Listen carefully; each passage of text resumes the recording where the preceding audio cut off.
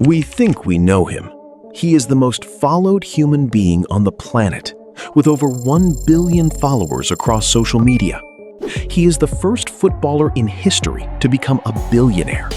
He has scored over 960 official senior career goals, making him the top goal scorer of all time. But here is the part nobody tells you. True greatness, it demands an unbearable toll.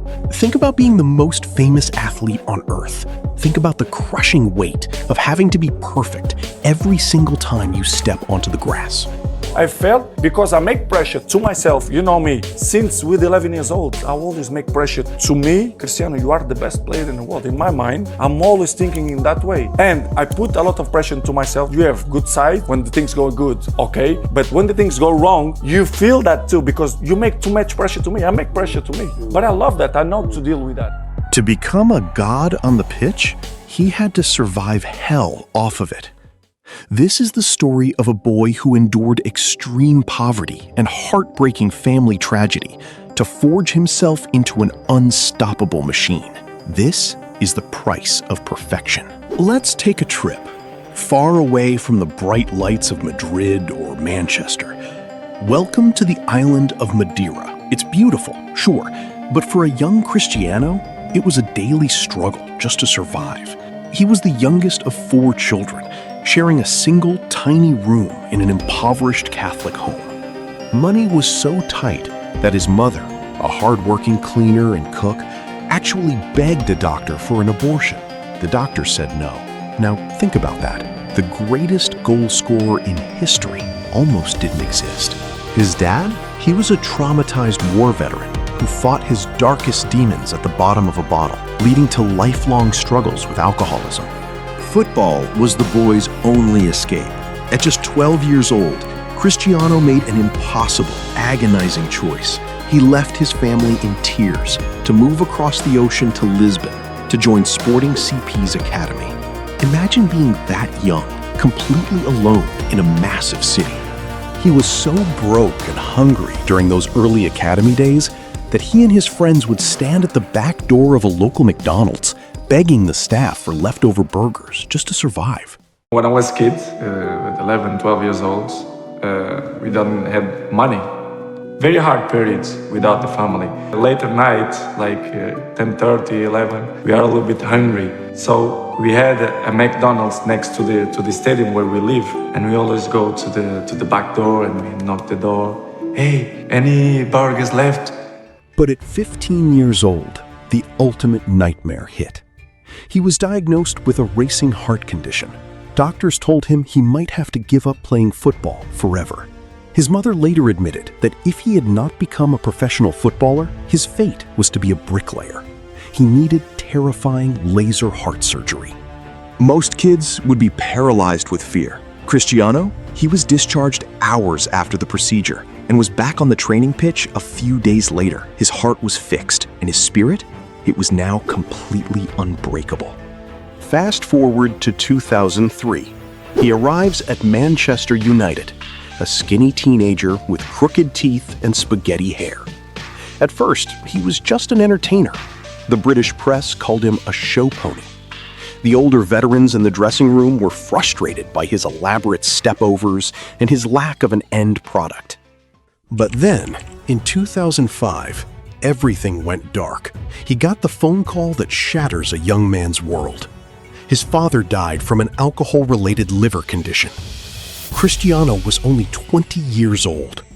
He could have crumbled. Honestly, who wouldn't? But the interesting thing is, Cristiano didn't break. He weaponized his grief. He retreated into the gym. He realized that to honor his father, he had to be untouchable. Then came the summer of 2006, the infamous World Cup clash with his club teammate Wayne Rooney. Overnight, Cristiano became public enemy number 1 in England. Entire stadiums trembled with hatred, violently booing him every single time he touched the ball. So what did he do? He used the venom as fuel. He stripped away the useless tricks, hit the gym, and evolved into a ruthless, physical beast. He realized that putting the ball in the back of the net mattered far more than a step over. By 2008, the transformation was absolute. He smashed 42 goals across the campaign, won his first Ballon d'Or, and led Manchester United to Champions League glory. He had become the undisputed best player in the world. Ladies and gentlemen, the legend, Pelé, and the FIFA World Player 2008, Cristiano Ronaldo!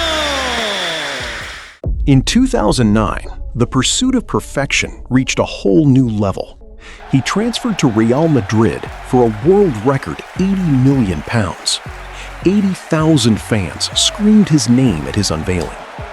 But with that price tag comes a crushing, suffocating weight of expectation. Waiting for him in Spain was his ultimate obstacle, Lionel Messi. How do you beat a natural, humble genius like Messi? You weaponize the rivalry. You push your human mind and body beyond its absolute limits.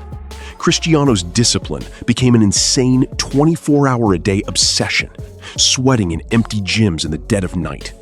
Brazilian legend Ronaldo Nazário once marveled at it, saying, "I trained because I had to.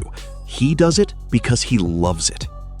But here is the true brilliance of Cristiano Ronaldo. As he got older, he knew his blazing speed would fade. So he meticulously reinvented his entire identity on the pitch. He sacrificed the flashy dribbling of his youth, adapting his style to become a ruthless, deadly penalty box poacher to ensure his absolute longevity. The result? He became Real Madrid's all-time top scorer. He delivered 4 Champions League titles in just 5 years, including a historic, unprecedented three-peat. The boy who had nothing had conquered the world. You'd think he'd be satisfied, right? Wrong. He conquered Spain. In 2018, he defied Father Time and conquered Italy with Juventus. Then he made a sensational, highly anticipated return to Manchester United. But the fairy tale homecoming quickly fractured.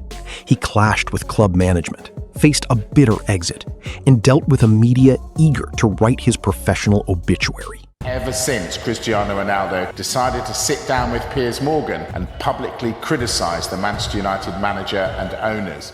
Now he's in Saudi Arabia, playing for Al Nassr. He is approaching 40 years old. The global scrutiny is relentless. Pundits claim he is finished. They call him arrogant. He brushes off the critics, dismissively labeling them as just 2 rats on television. Why? Because the hunger burns hotter than ever. They forget who they are talking to. He is meticulously maintaining his brutal discipline to chase a mythical milestone, 1,000 official career goals.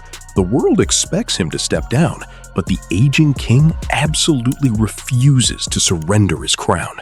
My challenge is to be 1,000 goals. You're going to put to 1,000? I want to reach 1,000 goals. Fucking hell, how old are you going to be then? 41?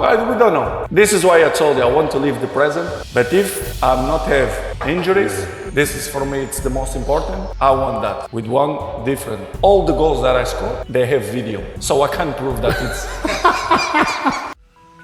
So when the records are finally sealed and the boots are hung up for the last time, what is the true legacy of Cristiano Ronaldo?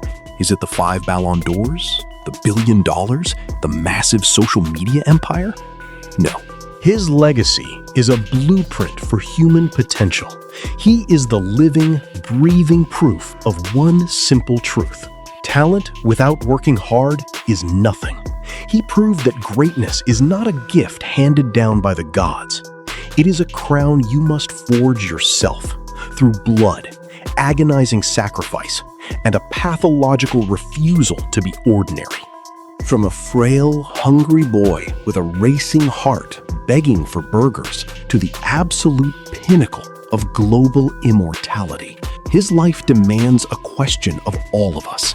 If he could conquer the world with nothing but sheer obsessive willpower, what is your excuse? The the price of perfection is absolute. Are you willing to pay it?